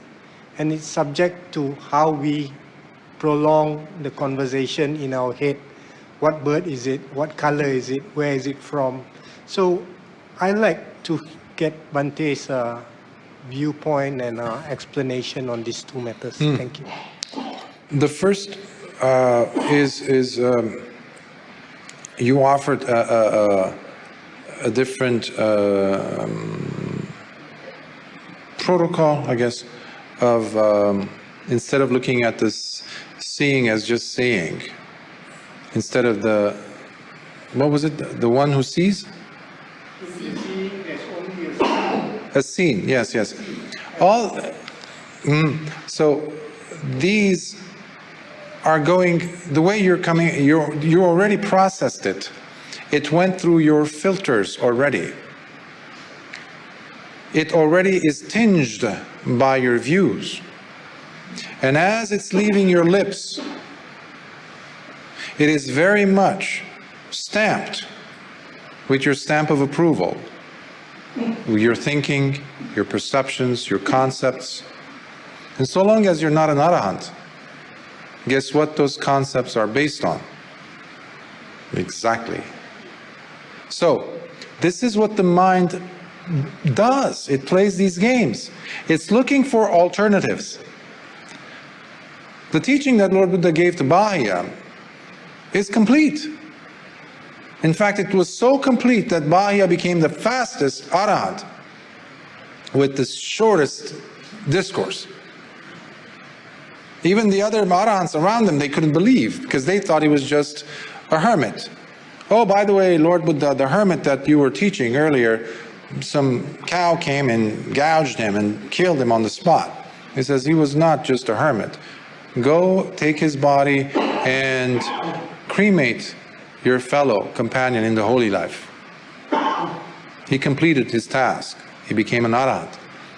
Now, we, 2,600 years later, how many times have you personally, I know how many times I might have gone over Bahya Sutta, which is one of my, if not the most favorite sutta ever for me. How many times have you read it? I'm sure many times. How come we haven't become arahants yet? See? The mind is always seeking a different form of interpreting it using cognitive instruments, meaning concepts, meaning essentially sanya. What Lord Buddha was telling, instructing Bahya was, Bahya, throw out your sanyas. That is the obstacle. In fact, that is the thing which was identifying the bird as a lovely bird, ugly bird, tall bird, short bird, lovely sound, horrible sound, all these things. It's our sanya, has nothing to do with the bird. It's us. At that moment, the way I see it, the way I understand it, Bahya was able to relinquish sanya. Remember, sanya viratassa nasanti gantha.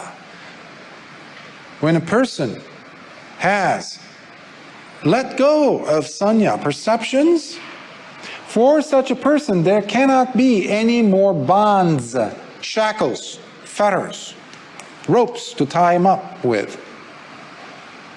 Now, if you have that ability to release yourself from sanya, that takes us to the second verse. Panya vimuttassa nasanti moha. For a person who is released through wisdom, there cannot be any delusion, moha. So who's the enemy now? Sanya. And we're communicating in Sanya. That's why everybody who came to Lord Buddha asking about what is the Dhamma, what is Nibbana? Tell us Nibbana, describe Nibbana. So he would end up finally using the language of the negative, which uproots the Sanyas, because your mind is always trying to latch on, grab, upadana, not cling, to ideas. Because if I agree with you with what you said, yes, Ravi, that I agree with that, or yes, I think that is absolutely correct, what did we gain? Just one extra sanya for us to carry some more. So I hope that answers or addresses the first question. The second, there was another one, right? Chirping and how the mind takes you to see whether it's Yes, I kind of hinted at it in the first response, but I like to take it a little bit further, if you allow me. We, by nature, love stories. We love weaving stories, making stories. In essence, we have not grown up that much from sitting on grandmother's lap and asking her to tell us stories. I use that image because that comes to mind, because I used to beg my grandmother to tell me stories. And she would tell wonderful stories. But the mind is equipped with this longing, desire to constantly tell and want to be told stories. So the sound of the bird is just, come on, it's just a sound. What is that? Give me something more fleshy. If you've ever seen a hamburger or a sandwich, you have the bread cut open, they put whatever they want to put inside. Let's say if you are a meat eater, they put the meat, close it, okay. They present that to you. You look at it and you say, where's the rest? The rest meaning the lettuce, tomato, pickles, onions, this, that, cheese, da, da, da, da. Now the sandwich got bigger. There's a story that is more colorful.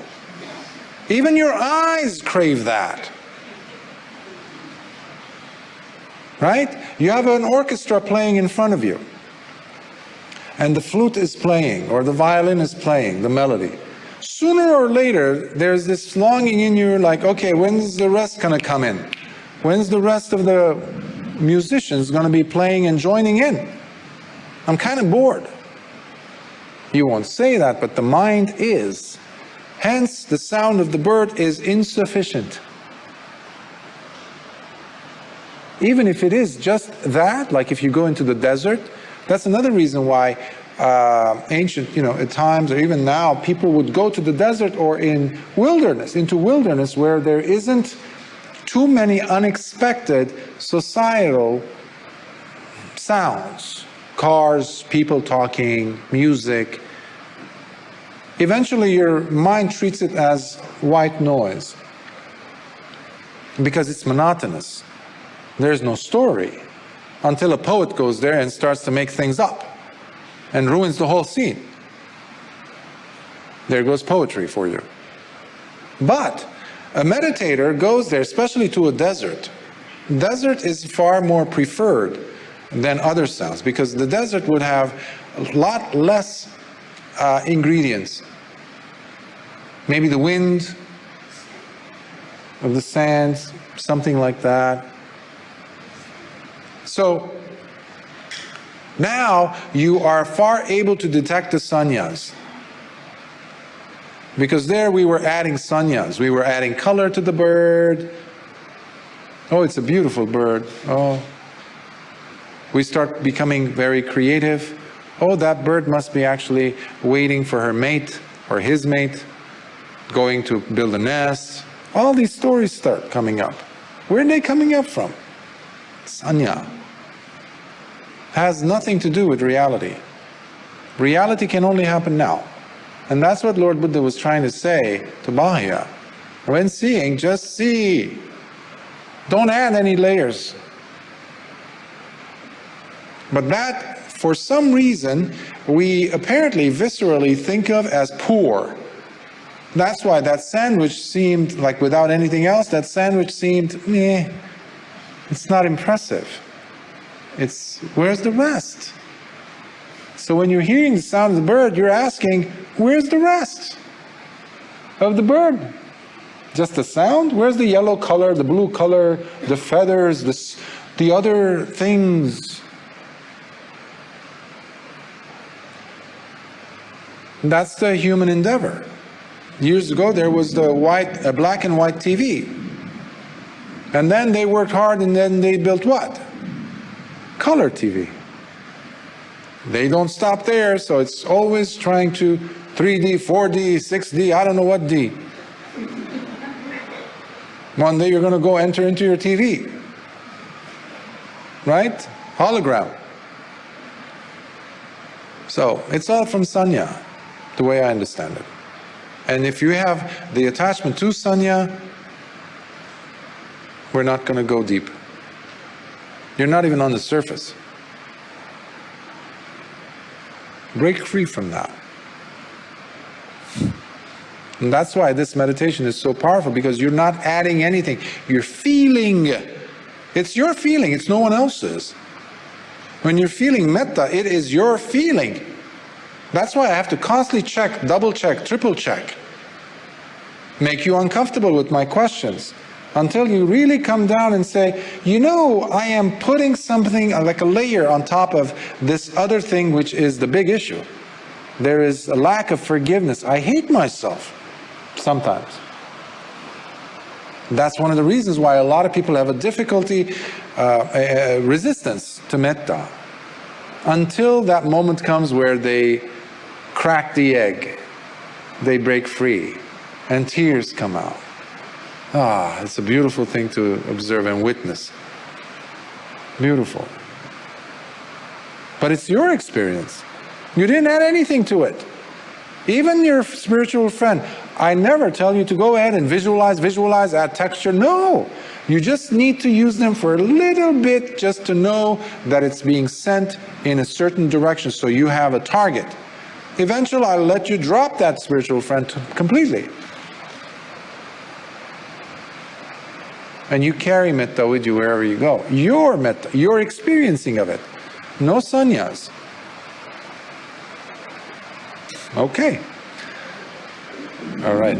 Let us transfer some merits. Akasatha chabumata deva nagamahidika punyantang anumoditva chirang rakhantu lokasasanam. Akasatha chabumata deva nagamahidika punyantang anumoditva chirang rakhantu desanam. Akasatha chabumata deva nagamahidika punyantang anumoditva chirang rakhantu mam paranti. Sadhu, sadhu, sadhu. May the blessings of the Triple Gem be with you all, as well as your loved ones.